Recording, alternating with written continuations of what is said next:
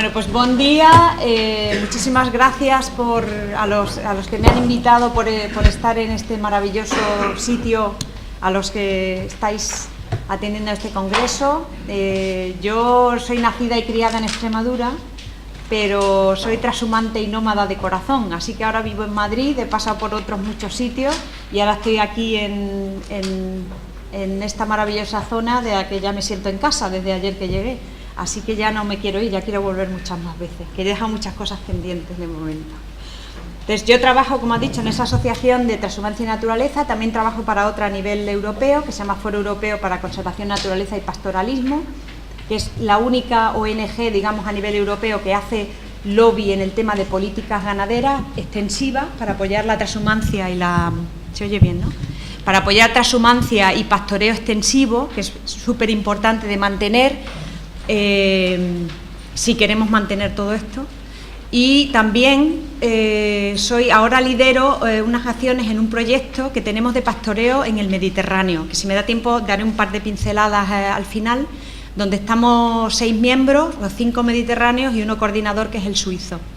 Los otros mediterráneos es Túnez, Turquía, Líbano y Grecia, España. Entonces somos los 5 miembros que estamos tratando también de ver cómo mantenemos el tema de pastoreo nómada, trashumante en toda esta zona del Mediterráneo. Hoy creo que me han pedido hablar aquí de qué importancia puede tener la transhumancia vía pecuaria para el tema de medio ambiente, que es más o menos a lo que yo me dedico. Políticas agrarias, cómo impactan las políticas agrarias en el medio ambiente.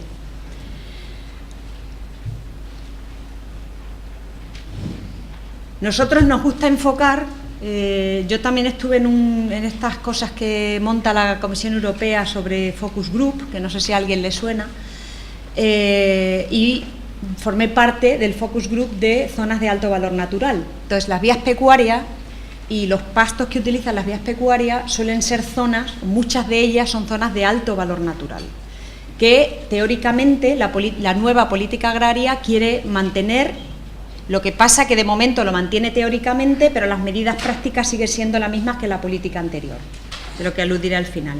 Entonces, nosotros nos gusta enfocar el pastoreo y la transhumancia como una herramienta que se nos ocurrió llamarle de retroinnovación. ¿Por qué?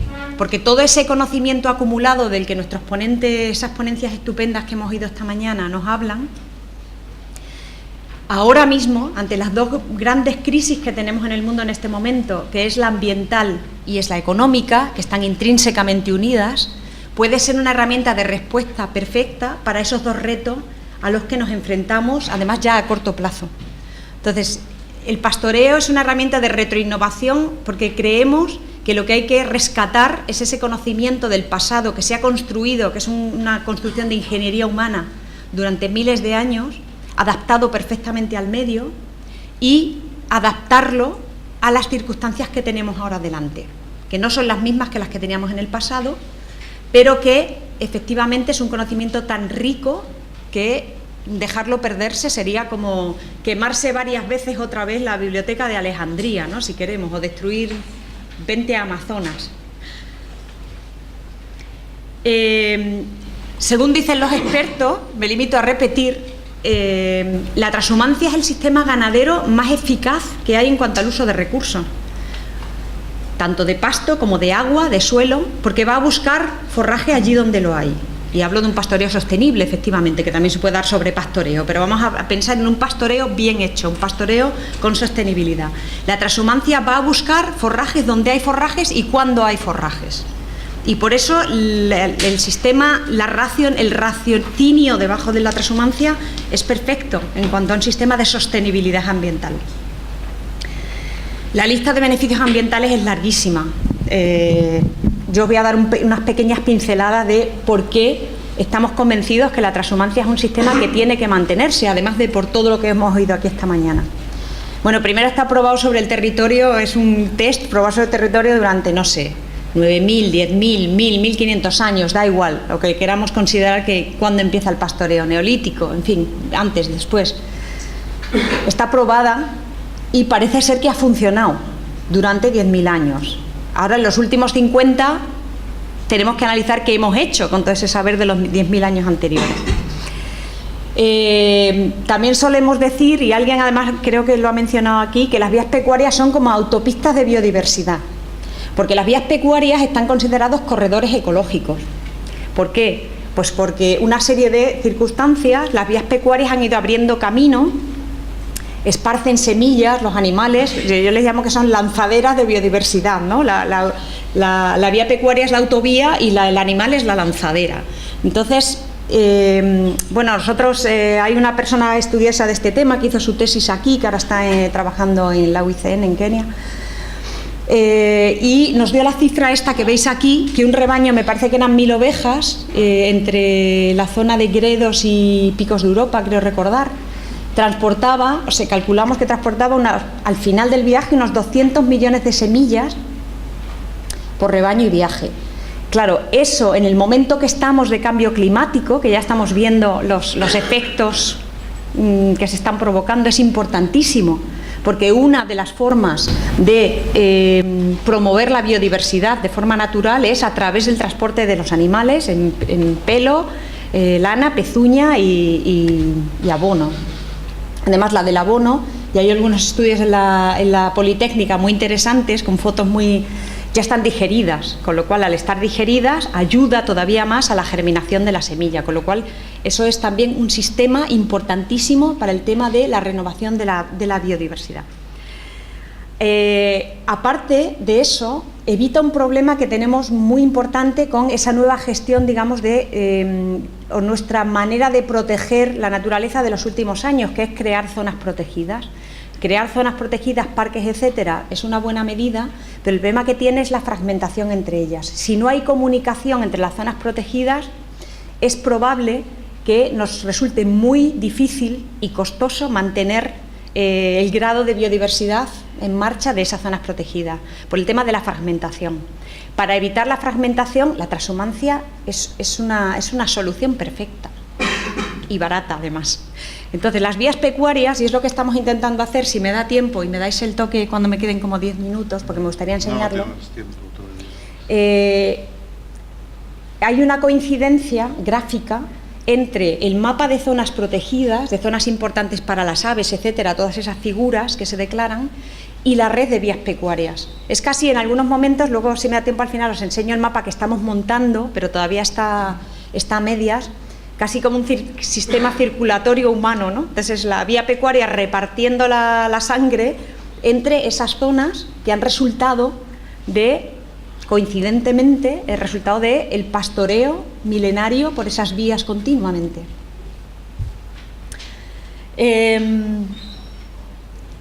Va, como digo, con la armonía del ciclo biológico, porque precisamente cuando la tierra, yo por ejemplo en mi tierra en Extremadura, pues es la dehesa, que es uno de los sistemas más ricos en biodiversidad, sobre todo de plantas, cuando está bien pastoreado, se agota en verano, como pasa aquí en las zonas de llano. Con lo cual el animal, lo mejor es que se va a los pastos de verano. Ese ciclo es sencillo y muy inteligente, porque la tierra es lo que necesita para el renuevo de la zona de llano. Y es uno de los problemas que tiene la dehesa en estos momentos, entre otros, que ya no se va el ganado es estanco, está ahí, se mueve de un lado a otro, pero el renuevo no ocurre. Entonces la dehesa, entre el problema de la seca y el problema de que el ganado no se va, no hay renuevo de la dehesa, no hay dehesa joven, es dehesa que se envejece. Por eso digo lo de el descanso biológico de las zonas es algo que se permite con el tema de la transhumancia. Otro servicio ecosistémico que se llaman ahora, es decir, servicios para la vida, que es casi de perogrullo, que nos da la transhumancia, son los alimentos sanos. Son animales deportistas, animales que andan, están al aire libre, necesitan menos medicamentos, o casi ninguno en algunos casos, porque es un ganado que tiene un estado de salud mucho mejor que el estanco. De esto no se suele hablar porque a la gente que vende medicamentos no le gusta hablar de estas cosas, pero bueno. Entonces hay un mucho menor uso de fármacos. Yo he hablado con ganaderos que me dicen, y esto lo conecto un poco con razas autóctonas, que también es un reservorio de biodiversidad.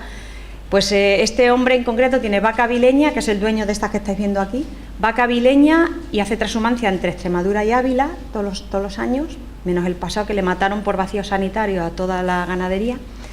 Y me decía, yo tengo charoleses. Primero, el pobre charolés no hay que le hagan dar 3 metros, yo le tengo que montar un camión y llevarle arriba.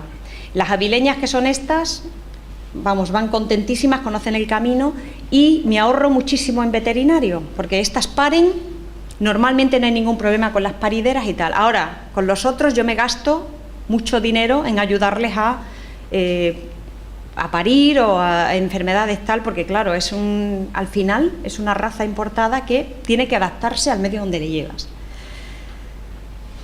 Y por eso hablo de que las autóctonas son razas más resilientes. No digo que se sustituya, pero hay que tener en cuenta por qué conservamos las razas autóctonas, porque ya están adaptadas al terreno donde están, son mucho más resilientes, y eso también hay que tenerlo en cuenta para el tema de cambio climático. Además, pastorean zonas mucho más marginales, más difíciles de llegar, donde no llega el resto del ganado. Más servicios ecosistémicos si cabe.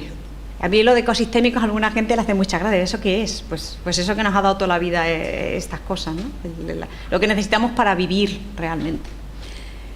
Bueno, pues también hay muchos estudios de muchos investigadores de este tema, que mucho pastoreo se hace en las cabeceras de las cuencas de los ríos. Esto ayuda a la infiltración de agua, que es un tema que tenemos también mucho que pensar sobre ello, porque además la península ibérica ya hay previsiones de que de aquí a pocos años no me sale la palabra en castellano ahora, y en catalán tampoco, el intake, la cantidad de agua que vamos a recibir va a ser de 15 o 20% menor, parece ser, en un bastante corto plazo, lo cual es preocupante. Previene incendios, por supuesto. Esto es un problema sangrante en todo el Mediterráneo. Entonces, ¿qué está ocurriendo en general? Abandono. ¿Qué le sigue al abandono? El incendio de la masa que se queda ahí y que está preparada para arder. Y eso lo estamos sufriendo cada año. Creo que tenemos una media de 110.000 hectáreas que arden en la península, y en Europa en el Mediterráneo es una media parecida, un pelín más alta. Y esto es una sangría anual que vivimos y con la que asumimos como una anécdota en el telediario. Pero claro, esto es un problema en el que se nos va parte de todo este patrimonio que estamos diciendo, a veces irrecuperable. Otra cosa, y esto es un tema aparte que quiero citar, es el uso tradicional del fuego para la gestión del territorio. Lo que pasa que tradicionalmente se sabía cómo se quemaba y no había fuegos fuera de control, como es lo que ocurre ahora. Entonces, pero bueno, esto es otro tema para otro congreso aparte. Otro problema que tenemos ahora en Europa en general son los suelos improductivos. Nos estamos quedando sin materia orgánica. Entonces, entre la intensividad de la producción, que es lo que está pasando, hay abandono por un lado generalizado, intensificación por otro al mismo tiempo. Entonces, esto nos está haciendo perder la riqueza y capacidad productiva del suelo, y esto es gravísimo. Entonces, están muy preocupados en Europa, mucha gente buscando soluciones tecnológicas. Y claro, tenemos aquí una tecnología sin usar que ha funcionado durante mucho tiempo. Entonces, esto es lo que reivindicamos con lo de retroinnovación. Por favor, vamos a usar lo que tenemos, aunque lo modernicemos con tecnología que tenemos ahora, ¿no? Y luego, por supuesto, todo lo que habéis dicho, que no voy a repetir, que lo habéis contado mucho mejor que yo, que trae, además de todo esto, de bondad y de beneficio para la naturaleza y el ser humano. Folclore, gastronomía, conocimiento, arte, arquitectura, artesanía, toda esa lista de paisajes culturales, etcétera. Esta foto, por cierto, es del Encuentro Mundial de Pastores en Madrid, y la reivindicación de Madrid, que no sé si sabéis, pero la Puerta de Alcalá y todo ese recorrido es vía pecuaria, y esta es la reivindicación de ese hecho. Y la castellana, y está ahí el mojón, además, que no se mueve, ese no se mueve, ese está ahí. Son todas estas ventajas de las que estamos hablando aquí esta mañana aprovechadas por nuestro marco de políticas, nuestro marco legal. Eso es una pregunta también que nos tenemos que plantear ahora. Yo os voy a hablar un poco del tema donde más me muevo, que es el marco europeo, aunque también el nivel estatal es donde trabajo, aunque luego a pie de calle estoy más con los pastores. Bueno, pues como sabéis, la política agraria europea es como el gran paraguas que, en teoría, se ocupa de temas donde la transhumancia estaría encasillada. Y la política agraria europea en estos momentos tiene lo que les ha dado por llamarse dos pilares, es decir, dos canales por donde se canalizan las ayudas. Entonces, el pilar 1, que es el que se lleva el 80% del presupuesto, son las ayudas directas, digamos, esas que van al bolsillo, vamos a llamarlo así, del ganadero o el agricultor, el 80% del presupuesto. ¿Cuál es la única ayuda, digamos, que podría llegar a ganaderos o pastores extensivos por ese pilar? Pues son los pagos directos a pastos permanentes. ¿Qué es lo que está pasando ahora mismo en Europa? Y os lo resumo así de forma muy breve, porque no me quiero enrollar y porque es un tema en el que trabajo y cada vez casi que me entristece lo que está ocurriendo y la impotencia de no poder resolver. Pues en estos momentos los pastos arbolados, que son el 85% de los pastos de la península ibérica y muchos de los pastos que utilizan los trashumantes, están castigados. Porque aquel economista que diseñó, supongo yo que será economista y no muy conocedor del medio o agrónomo del medio rural, ha decidido que los pastos arbolados son menos válidos y menos productivos que los pastos que no tienen árboles. Esos pastos holandeses y esos pastos de tal. Entonces se castiga con una reducción de la ayuda. Esto, en estos momentos que se está aplicando, está expulsando del sistema a miles de ganaderos extensivos que nos producen todos estos servicios ecosistémicos que hemos visto. Además, muchos de los pastos que se están excluyendo de la ayuda son pastos comunales, pastos de puerto que se utilizan para trashumancia. Y trashumantes han visto muchos de ellos que tenemos conocimiento porque tenemos una plataforma a nivel estatal de ganadería extensiva y pastoralismo en el que os doy la dirección si estáis interesados y tal, es una lista de correos por el que nos transferimos información. Han visto reducidas sus ayudas en un 75%, con lo cual muchos van a ser inviables de aquí a que se reforme la próxima PAC. Vale. Otras ayudas, pues por el pilar 2, lo que pasa que el pilar 2, que es desarrollo rural, solo se lleva el 20% del presupuesto. Entonces yo siempre digo que es como darle por el pilar 1 un tiro en la cabeza y luego por el pilar 2 te dan una tirita, a ver si puedes solucionar algo, ¿no? Pues es un poco lo que está pasando en estos momentos. La PAC versus transhumancia no nos sirve porque la PAC es un sistema estático, es simplificador, no admite mezclas, separa el cultivo del forestal y separa el agrícola del ganadero, y esto es un sistema totalmente pues que se ajusta muy bien a los sistemas informáticos en Bruselas y las ayudas están muy bien ordenadas así, pero no se ajusta a nuestra realidad y menos a la de los sistemas mediterráneos, que son sistemas mixtos, multifuncionales, donde tenemos la mezcla de todas esas interacciones entre los distintos sectores, que además es lo que le da esa especificidad y esa riqueza a nuestros sistemas. Entonces, aquí os animo, hay que cambiar esta PAC que no cuadra con nuestro traje, no es de nuestra talla, con lo cual hay que cambiarlo. Y para la transhumancia, bueno, primero no existe, por supuesto, el concepto de transhumancia en la política agraria no existe, pero bueno, eso no tendría por qué excluirse, ¿no? Los Estados miembros pueden, si quieren, ajustar ciertas ayudas que ahora existen al tema de transhumancia, ¿no? Yo pongo aquí un ejemplo que no se suele citar por ahí, pero bueno, da igual. Ya aquí digo que la PAC es un invento que quieren pintar de verde, pero todavía es muy gris oscuro, con lo cual habrá que ir cambiándole el color a esta política agraria que tenemos. No sirve para promover nuestros sistemas. Creo que hay una ayuda ahora que ha sacado, la pongo como ejemplo, pero habrán otras muchas y probablemente en Cataluña me encantaría enterarme de lo que existe. La Junta de Extremadura está pensando en sacar un agroambiental, después de la mucha lata que le hemos dado con este tema, para ayudar a los pastores trashumantes, y lo va a incluir este año en su programa de desarrollo rural, que no existía, con lo cual es alucinante porque Extremadura debería ser un paradigma de apoyo de la transhumancia y estamos un poco contándole nosotros aquí al personal que por favor tenemos una joya que no está ni considerada dentro de las ayudas de desarrollo rural. Vale. En el marco económico, bueno, pues ¿qué tenemos en el marco económico? Pues las políticas agrarias, y me vuelvo aquí, o quizá el mercado, si queremos, está dominada por los sistemas de producción intensivos, ¿no? Y es lo que ha pasado estos últimos años y casi que todos nos hemos convencido que era mejor hacer industrias fuertes, grandes, tal. Os doy una cifra, los últimos, lo miré el otro día en Eurostat, del año 2003 al año 2010, creo recordar, en Europa han desaparecido 3 millones de pequeñas explotaciones.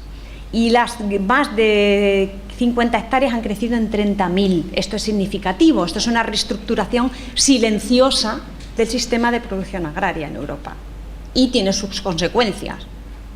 Vale, pero y esta es la luz al final del túnel, espero, se abren otras posibilidades en el mercado. Hay otras demandas, el consumidor está buscando otras cosas, ahora estamos casi en un periodo más no de concentración, sino que se está tendiendo a la concentración por un lado, pero también hay como diversificación por otro lado. Entonces la gente quiere identificarse con el producto, productos de cercanía, productos de su tierra, y esas otras demandas están ahí, son muy patentes y es la esperanza para gente que quiere consumir productos ligados a otros valores, como sistemas agrarios que mantienen este tipo de valores de los que estamos hablando.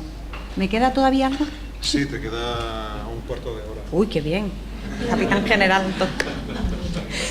De marco jurídico, ¿qué tenemos? O sea, ¿cómo protege el marco jurídico? Ya lo habéis citado aquí, con lo cual habéis hecho un favor entre los dos. Bueno, pues tenemos un gol que se coló en el año 95, que es la Ley de Vías Pecuarias, un gol colado por el trabajo de gente como tú, que nos has contado. Y se aprobó una ley en una época, año 95, que bueno, la sensibilidad estaba como que así, pero hubo un grupo de personas que abogasteis por ese modelo y todos tenemos que estar agradecidos. No salió lo que quería. Bueno, salió eso.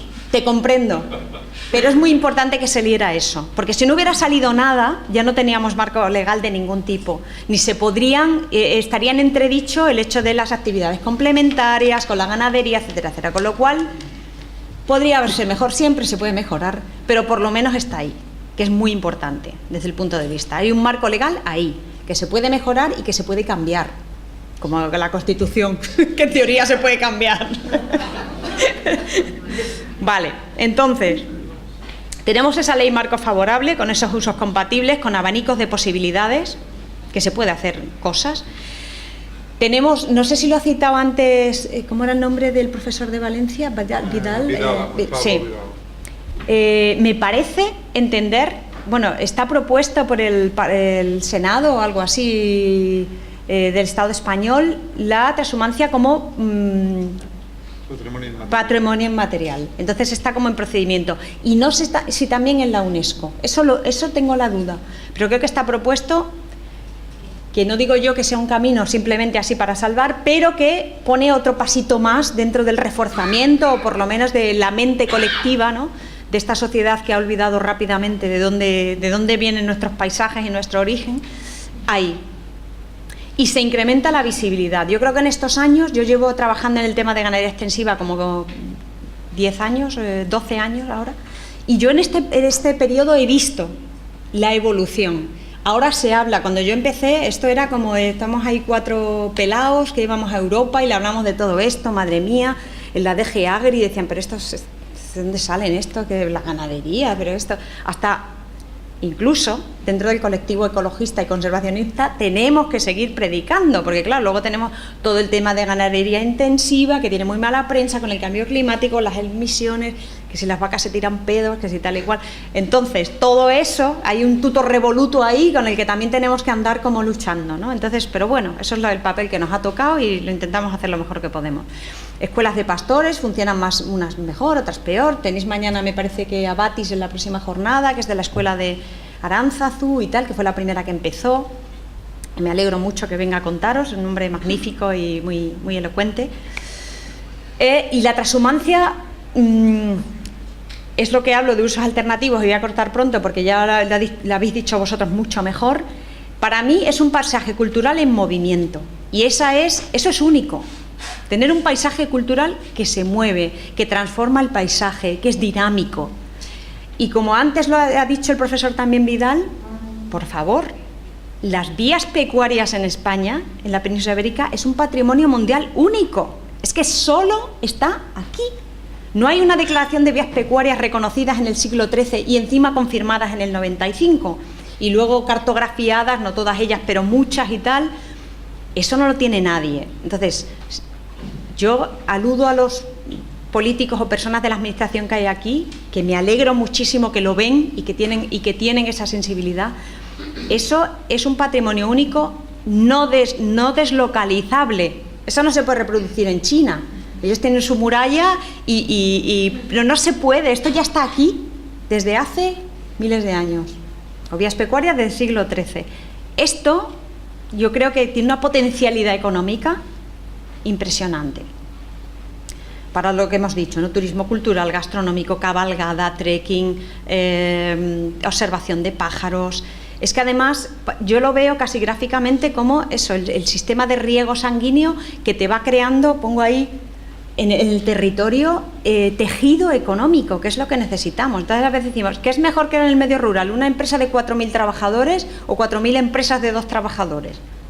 Bueno, pues visto los tiempos que corren, a lo mejor hay que plantearse que depende del territorio, porque no hay soluciones únicas, o se pueden combinar ambas cosas, o no dependa solamente de una de 4.000 trabajadores que, como sabemos en la larga historia, pues se deslocaliza, se va, porque es simplemente una suma de costes. Si a mí ya no me interesa estar aquí en el Penedès, pues me voy a Tailandia, y me voy y ya está. Pero cuando uno crea una red, ya tiene una red de protección económica. Y eso es lo interesante, además, que aporta la transhumancia. Hay que poner la imaginación, ¿no?, a volar y pensar en muchos. Y luego, para terminar luego ya os quiero poner los mapas que os decía. Pues yo voy a hablar de sueños. A mí me gusta hablar de sueños porque soñar es necesario. Hay que tener siempre, yo creo que las ideas salen por impulsos, por interés, por sueños, porque uno se lo cree realmente y tiene que perseguir esas cosas. Y traigo aquí 2 sueños hechos realidad, que a mí por lo menos cuando estoy muy baja de moral y quiero tirar la toalla, que me pasa de vez en cuando, pues pienso en esas cosas que hemos conseguido, ¿no?, que es lo que para lo que uno se tiene que animar. Y he traído aquí un fragmento de la carta, no sé si alguien le contaba a Marc la anécdota, no sé si conocéis el tema de Doñana y Francisco Bernis, que fue uno de los primeros ornitólogos que fundó la Asociación Española de Ornitología y tal, allá en los años 50, y los planes de Franco para repoblar Doñana con eucalipto. Entonces, aquello pues estaba a punto de, bueno, ya empezó a repoblarse y además había expropiaciones forzosas para que los dueños obligatoriamente tuvieran que repoblar Doñana con eucalipto y producir la fibra y tal. Entonces, por una serie de circunstancias que no os voy a contar, Bernis acabó escribiendo una carta, no enviada por él directamente, sino a través de unos propietarios, familias ingleses de los vinos que estaban asentados en la zona de Doñana, en Jerez, a Franco, contándole, es una pieza, es una obra de arte. Yo lo recomiendo que leáis la carta porque merece la pena. Y os he sacado un fragmento que dice, que me parece totalmente actual y que yo volvería a mandar otra vez a los que toman decisiones en Europa. Estoy por hacerlo y creo que lo voy a hacer, traducido diciendo, esto se le mandó al dictador en los años 50 y ahora os lo estamos mandando a vosotros otra vez en el 2000 y pico. Esto para reflexionar qué estamos haciendo. Y he sacado un fragmento de muchos otros muy válidos que hay, que dice, el hombre de hoy vive amenazado de psicosis urbana y agobiado por el trabajo mecánico oficinesco. Necesita buscar desahogos campestres que reconforten su salud y restituyan la paz y armonía a su espíritu. Y entonces acude ansioso en busca del remedio que brinda la naturaleza. Destruir o desvirtuar estos parajes es como suprimir un atributo del país, algo como prohibir al individuo humano las creaciones poéticas. A mí me parece brillante. Entonces tiene varias como esta que yo creo que es totalmente de actualidad. Luego Franco no le hizo ni caso a la carta, bueno, no contestó, pero hubo una maniobra muy inteligente. Fue cuando se formó WWF, sabéis que WWF Internacional se formó para salvar Doñana, y el presidente era el rey de Holanda, de WWF, y le pidió otra vez, Bernis, ¿por qué no le mandas una carta a Franco? Que la escribo yo. Entonces la mandó, efectivamente, vía al rey de Holanda, entonces ya Franco contestó, y dijo, bueno, entonces vamos a pedir opinión a nuestro CSIC, a ver qué opina de esto. Y mira tú, que era el presidente Bernis, con lo cual se contestó a su propia carta diciendo, estamos totalmente de acuerdo. Y esto fue la anécdota de cómo se salvó Doñana, con otros muchos. Bueno, y quiero rendir también homenaje a este hombre, que es Cesario Rey, que fue un pastor trashumante extremeño, que subía a todas esas zonas donde tú has citado antes, y que en el año 94, junto con Jesús Garzón, pusieron en marcha de nuevo el recorrido de la transhumancia, y este hombre no se lo pensó, y salieron con 3.000 ovejas, atravesando unos parajes impresionantes, entre ellos el puente romano de Alcántara, teniendo muchos problemas, pero reavivaron de nuevo el tema de transhumancia que estaba en esos años, pues realmente bastante quizá en declive, más que en declive, estaba ya casi con el respirador automático puesto. Esta es la entrada de los pastores en Madrid, el primer año que se entró en Madrid, que fue el año 94, y por eso pongo la fuerza de la convicción. Pero ¿a quién se le ocurre pensar en el año 94, meterte en Madrid con 3.000 ovejas, como estaba el tema de la transhumancia? ¿Cuántos dirían, este tío está loco? Pero se hizo y pasó, y resulta que sigue pasando cada año. Y eso para mí es lo magnífico de los sueños. Resulta que es que algunos se cumplen, se hacen realidad, con todos los problemas que conlleva, con lo que queda por hacer, con los más y los menos. Ya, pero está ahí, está hecho, ¿no? Es como la ley de vías pecuarias, es como el libro blanco, que tiene una información magnífica dentro, por cierto. Y aquí tenéis, acá antes me decía, las 3.000 ovejas por la Puerta de Alcalá. Mírala, mírala, mírala, que es otra pica en Flandes. Bueno, y luego os quiero hablar de otro pequeño sueño mío. Entonces, esto es una cosa, yo estoy en ese proyecto que os dije del Mediterráneo y estaba una vez presentando en Túnez y hablando de la dehesa, y decía, pues la dehesa es uno de los ecosistemas que presenta mayor diversidad de plantas, que está al nivel de bosques húmedos y tal y tal.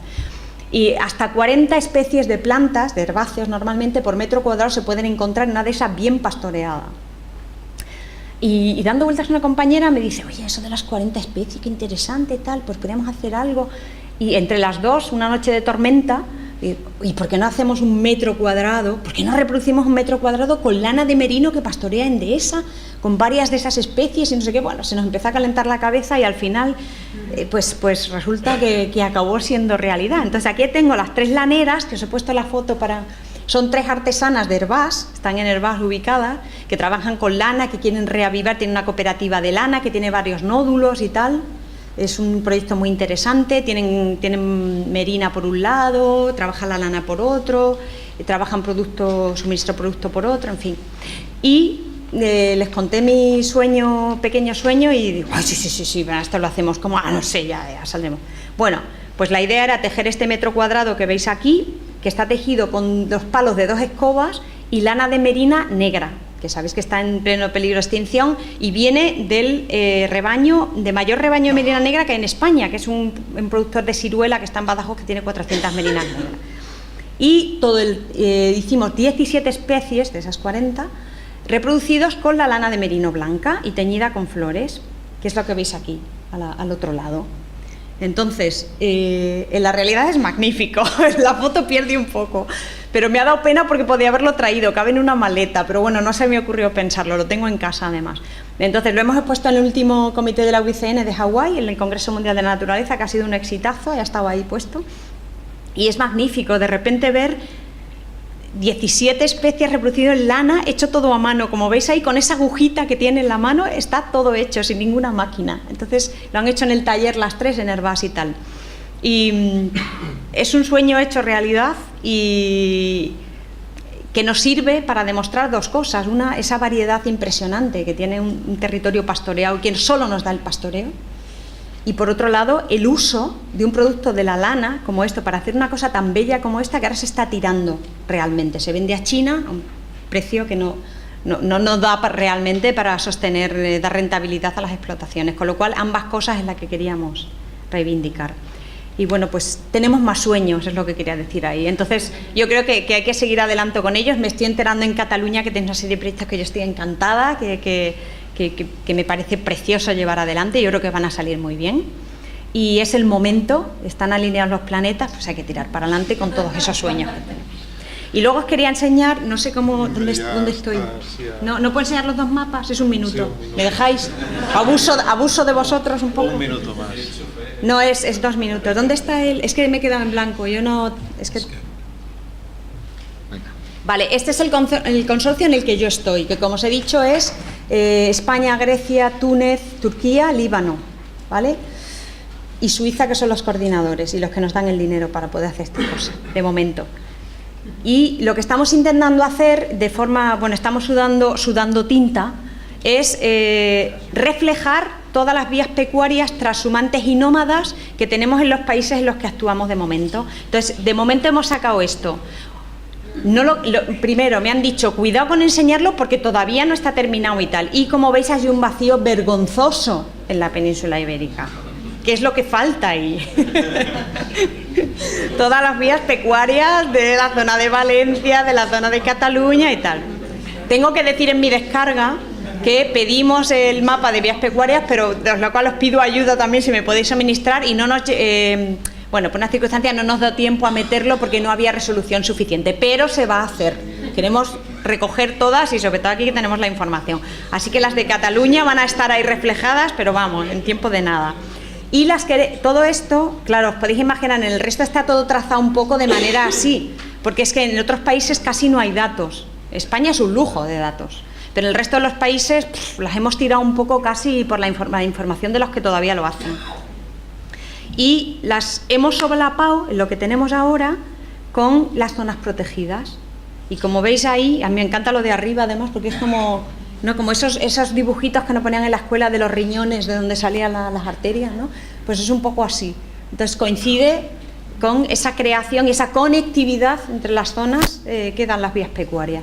Y en esto nos estamos entreteniendo ahora, entre otras cosas, porque nos parece importante que gráficamente ayuda más a visualizar la importancia que tiene el tema de transhumancias y vías pecuarias para todo el sostenimiento de la red de espacios protegidos. Y nada más, muchísimas gracias por la atención y